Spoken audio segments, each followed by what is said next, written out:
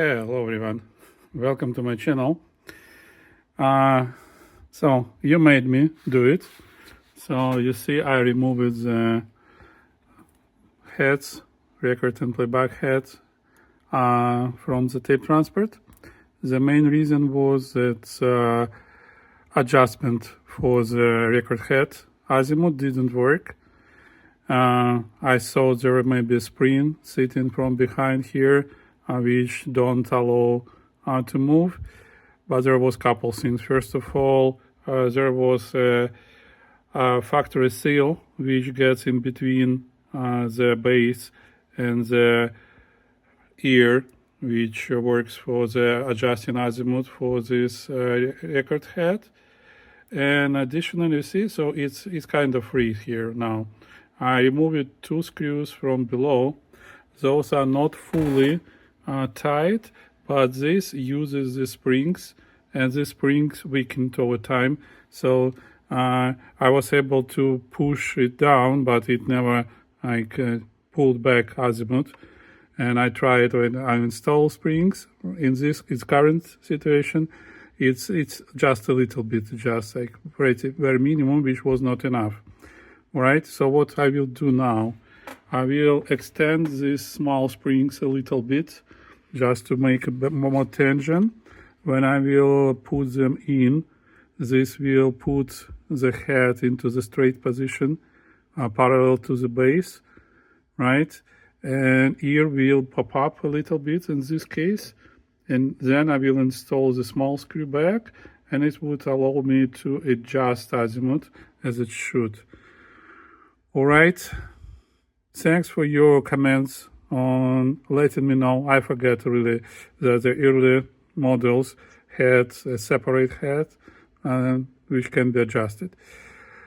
I hope I will be able to complete this job and make you guys happy finally when this deck will be recording, keeping the good phase. All right. As you remember in the previous video, the phase was off over the whole range, and the screw was full in, and I tried. I like had to use solvent to soften the seal from the factory because it was just not possible to unscrew it. I softened the seal, unscrew it, and it still didn't move. So I had to push hard a little bit to make this head lock move, but it was moving like very tough, because seal was still in between in this gap, as you may see right there, like where the screw should be in, and it was not moving well. Now you see it moves free. I clean it everything. Let me assemble and let's see how it will perform now. Also, one additional recommendation. Remember, it was like a little bit too noisy when it was rotating tape in the fast forward to rewind. So that's quite easy. These top caps, they just lightly pull them out and they pop up when you get access to the shafts. Add just a teeny bit of oil to the shaft, work it out, and then put these caps in, and you even don't need to remove tape transport. I was able to do it through the door. All right. And it's now very quiet. The only I can hear is the motor is working. Motor is still a little bit noisy after all those years, but it's getting better. All right, so moving on. See you in a moment. All right, I'm continuing. I was able to expand these little springs for about 1 millimeter and install back the screws. And now, as you may see from the side, this panel which adjusts azimuth is popping up a little bit, and I just check it up. I can push it down so we have some adjustment range. I hope this would be enough. That's the maximum it can do now, and head is flexible, so I can adjust it manually, just pushing it in a little bit. It's not big adjustment, just like a teeny, not the same as in Nakamichi. So let's see if it would be enough now. See you in a moment. Okay everyone, I will try to do my best. I just released this nut and lubricated the shaft so arm can go up and down easily. Next, we're using the gauge, so it's RGS 300. Right, we install it in place of the cassette tape. Right, make sure that it sits properly on both sides, so there is like every cassette sits on the two stands, so it's will keep the same height every time you install the new tape. All right, so both sides are here. Now what I will do, I need to push it up and check that the tape can go inside. You see, it's a little bit too high, so I can't easily install. Let's see, so you can see right here, I cannot easily push my guide inside the guide, install it on the arm, so my steel is not going in. You see, steel is not in. What I will do, I will adjust the nut to make it a little bit lower. Check it up again, it's still not going in. A little bit lower, a little bit more, almost there. Still not going in.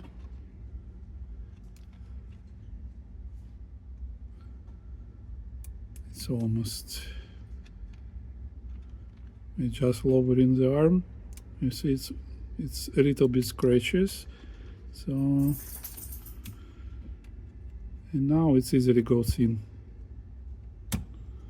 I hope you can see well, but it goes in easily. That's the proper height.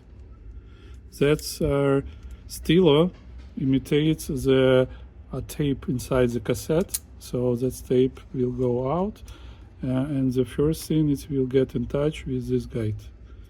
Next it goes to the rise head, which I tuned it up earlier. Next it goes to the playback head, and we need to check that height, and it's not inclination, it's you get me. The tilt and height are both in place, so far it's too high. I will use, you see, I'm using my new tools. This one is the set I just received it, and this is the ceramic screw I just received it as a gift, so I'm already using it. Make sure that it can go in. Right, so push. Now it gets in, but we need to tune the tilt. That's where we will use reverse light to make sure that tilt, that the gap between the stilo and the head is symmetrical. Right now head is tilted inwards, so I will adjust back screw here.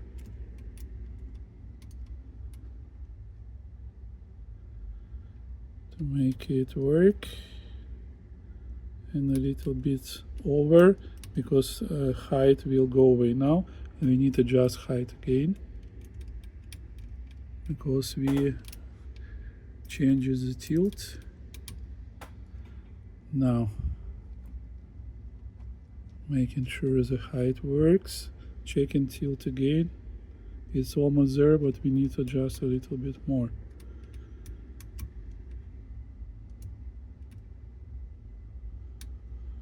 Like that, and a little bit here.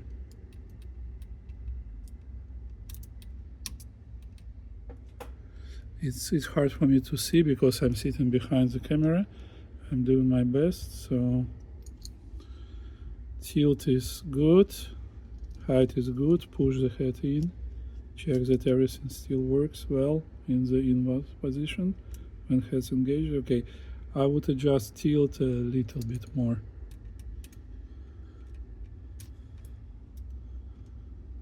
In working position, it's not there.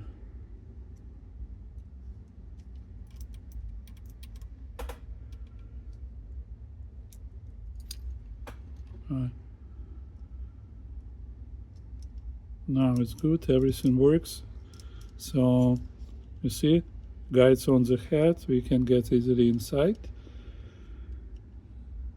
We have a good tilt because there is no gap. Technically a little bit, I will love to adjust a little bit more.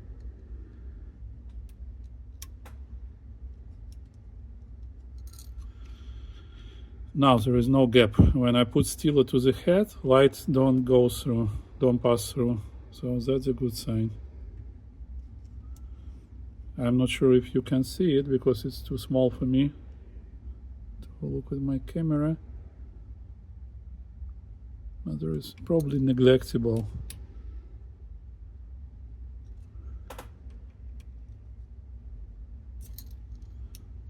Now it's fully parallel. Goes in easily. So now tape will go through the tape pass strictly in parallel. Everything should be adjusted properly. The only thing we need to adjust azimuth a little bit more because we see tape heads lower, and check everything once again. I believe I would also adjust height for the right head, not high tilt, the right head just a little bit. It's required different screwdriver.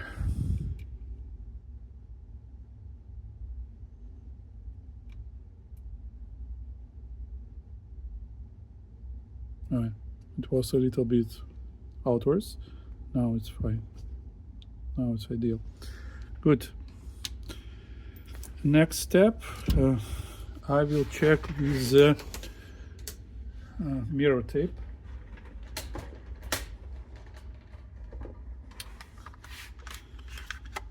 And when I install it, I want to see that all my guides get in the tape straight and tape is not curled.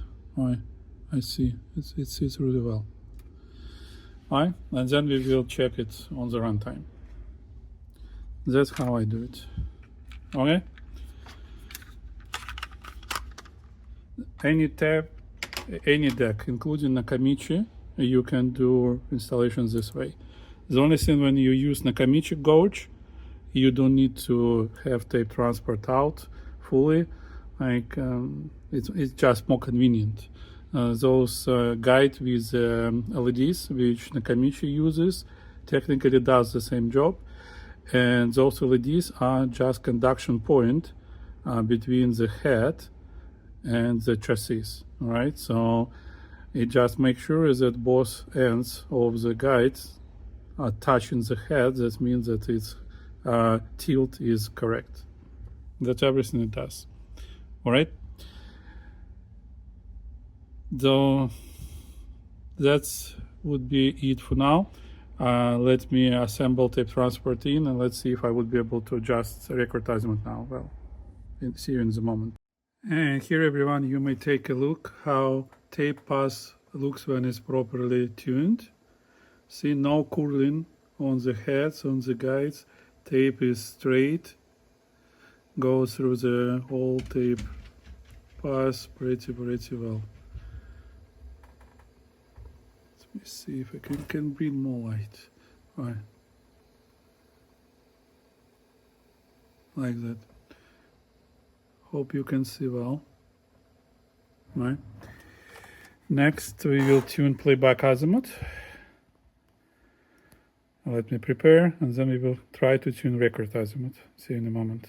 Okay, guys, and here is the playback azimuth, and I had to tune it. It was a little bit off after I just approximately tuned it using my eyes. So now it's good, and it's time to see if we can now adjust the record azimuth.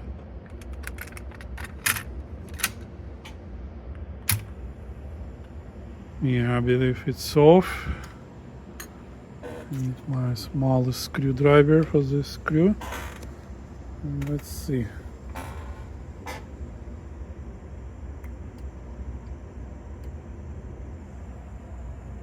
Yeah. Done. Adjusted. And it's 10 kilohertz, 10,400 hertz currently recording. All right. Now it's records in phase. So source, tape.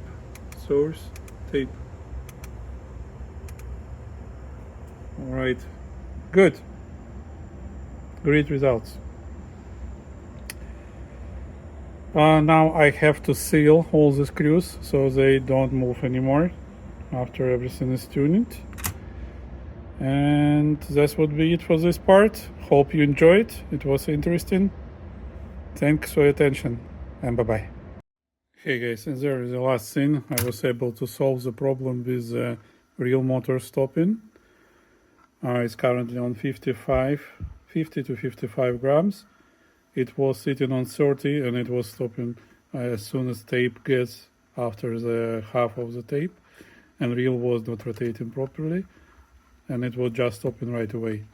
And I checked it with my finger, and when I touched it was very powerful, but as soon as you keep it a little bit slower, it was stopping in and not engaging at all, even if you're rolling it. So it's not that spot. It's electronics, I believe. I didn't check schematic yet, but adjustment is right here. So I adjusted it and it started to work.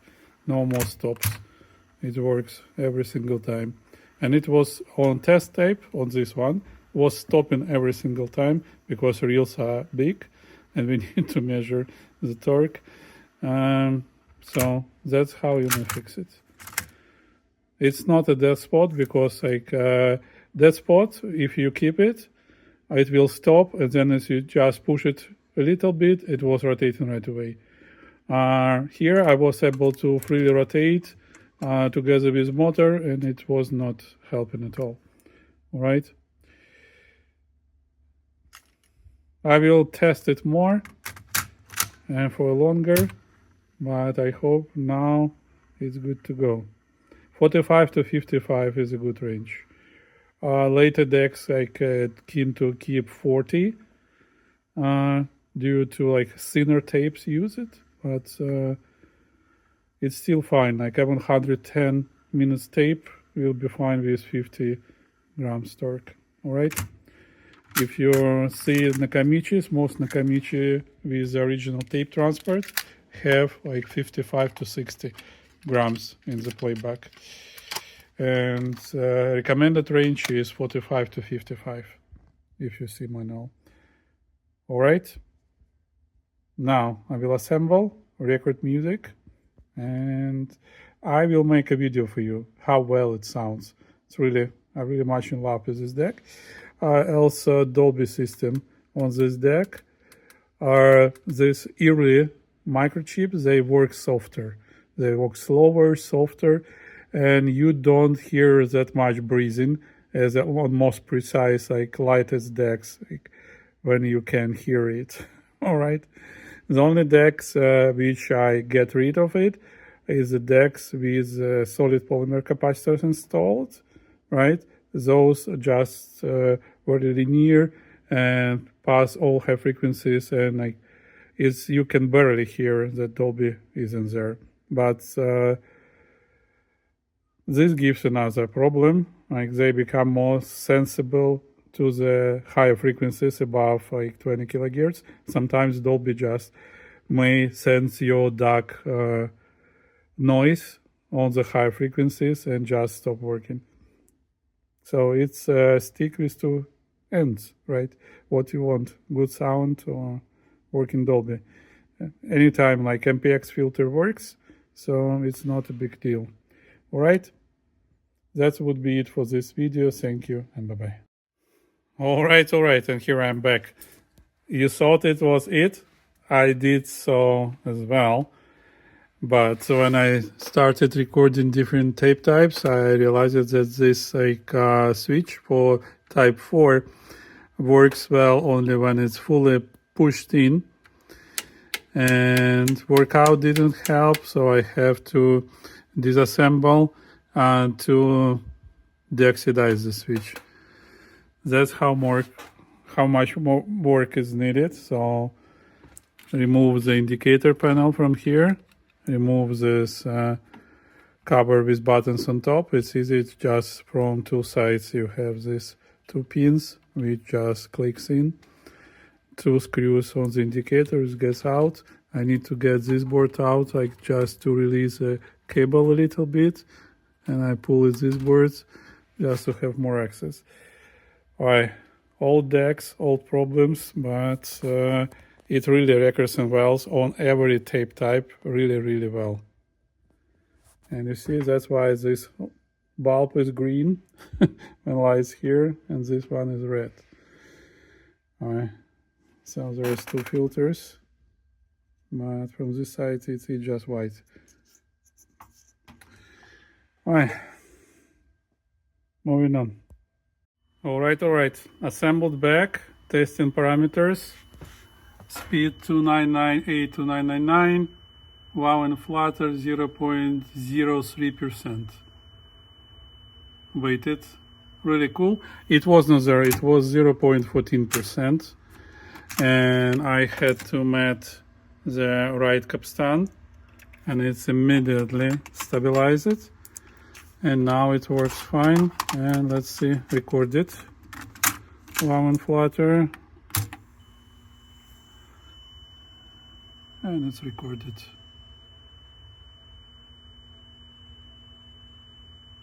(0.045 to 0.05). Perfectly well.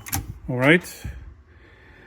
And let's see how it records. I told you that it has pretty interesting sound. That's what I get. So let's record again. So that's the frequency sweep. And as you may see, below 400 Hz, where it's like normal level -20, it rises up to 3 decibel at 80, 70 Hz and at 30 Hz.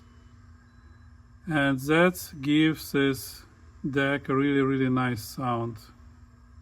Alright, now see. And on high frequencies gets higher than was before, and I just fix it the speed stability. All right, so this is -20, -10. Let's see how it will redraw. So this bump below 400 Hz gives a rich, really powerful sound, specifically for vocals, bass guitars, drums, and so on. That technically you may adjust with your equalizer if you want to, but that's how it works on this whole deck. I didn't replace capacitors. Capacitors are original, and it's type 1 tape, and I tested for type 4. It's records 20 kHz on -10 decibel level, and probably 15 kHz on 0 decibel level metal tape, and it's a really great deck. Not very linear, not the same left-right channel, but capacitors been there for 50 years, 40 plus years. All right, what else? Let me put the cover back. I like to show you something else. 3-head closed loop dual capstan, we know it, right? Sandust and ferrite head. Sony did this when sandust material was just invented. So it was very expensive, very hard to process, require lots of hard materials to process it. So what Sony did, they used the ferrite core on the head, and just a cap which touches the head was made from sandust, right? So that's why they named sandust and ferrite head. It's not because like one head is sandust and other head in ferrite, like record and playback. No, it's wrong. If you will read more, you will find how they did it. Right, and BSL motor, it's indicated right here. That's the motor I did show you before. It's very stable and gives really good results on speed stability and wobbling flutter. Really great motor, a little bit noisier than like direct drive motors, which has been made later. All right. So now let's see in the source mode. That's the last part I want to see how it performs, because when I switch source tape, I don't hear much difference. Right? I want to see how chart will look like in the source mode. Will this has this bump as well?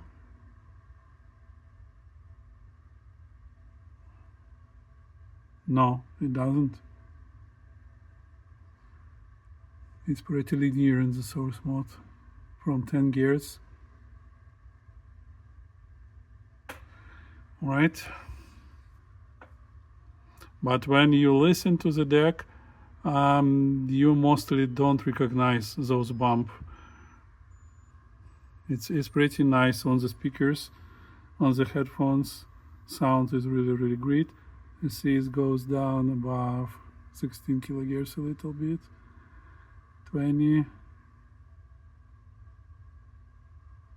Right. Let's draw on each level to see clear scale how it looks in the source mode.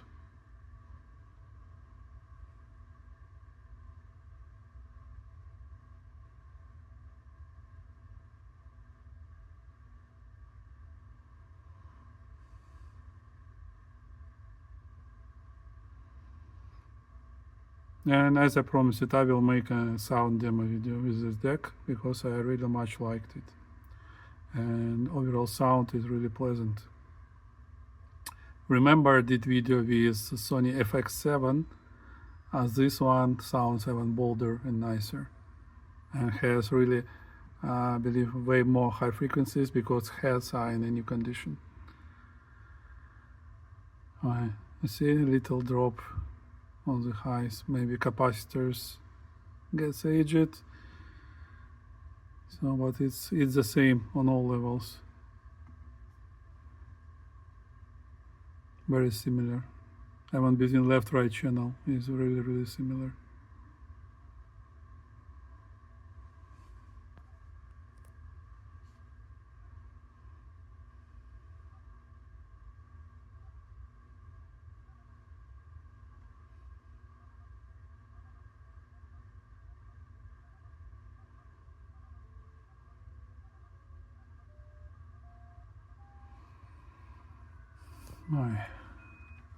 Bear with me, 1 more minute and we've done with this video for tonight. 10 kilohertz, 12, 14, 16. Yeah, you see the same pattern. It drops a little bit above 10 kilohertz, makes sound softer. Alright. That would be it. A really nice deck and records really well. Thank you and bye-bye.